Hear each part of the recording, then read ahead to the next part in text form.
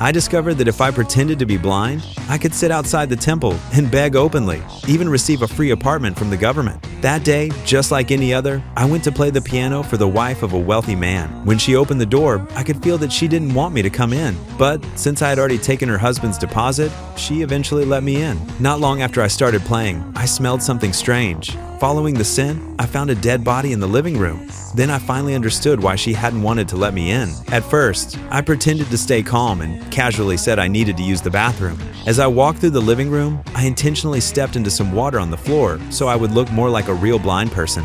Once I entered the bathroom, I realized the killer was right behind me, holding a gun. I held my breath and tried not to make any movement that could expose me. Fortunately, he didn't suspect anything. When I passed the living room again, I saw the face of the dead man. Clearly, it was the wealthy man who had hired me. I forced myself to stay calm and went back to the piano to continue playing. After leaving her house, I hesitated about whether I should call the police. The man had been known for his generosity and always tipped me whenever he hired me. In the end, I went to the police station and said I wanted to report a case. But before I could finish speaking, I saw the man who had been hiding in the bathroom. He was wearing a police uniform. I froze. He was the chief of police. Luckily, I reacted quickly and changed my story immediately, saying that my cat had been killed. The chief's eyes were cold as a knife. He had just killed a man, and now the only witness was sitting right in front of him. He clearly suspected that I wasn't really blind. He insisted on taking me home himself. As soon as we arrived, he noticed a newspaper on my table. I said it was there to line the trash bin, but he obviously didn't believe me. He kept testing me at one point. He even threw a small knife near my head. I didn't move.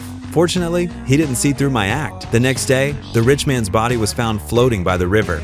His wife cried bitterly during the interview. Later, the police chief blamed the murder on a young man.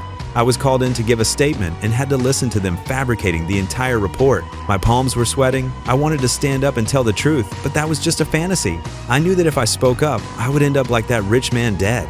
I thought everything was over, but then a twist appeared. At the funeral, the man's wife kept talking about what had happened before his death, unaware that during the murder, she and the chief had overlooked someone, the old lady next door. After the funeral, that old lady went to the police and said the rich man's wife was lying. When the wife found out, she went to the old lady's house and knocked on her door. At that time, I happened to have been hired by the rich man's daughter as her private tutor. When the elevator doors opened, I saw with my own eyes the rich man's wife pushing the old lady down the stairs. My legs went weak. I almost collapsed. I forced myself to stay calm and pretended I hadn't seen anything. I didn't know whether the old lady was killed because she provided evidence, but I believed that woman had gone insane. She wanted to eliminate everyone who knew the truth. I wanted to escape, but before I could step outside, someone knocked on my door.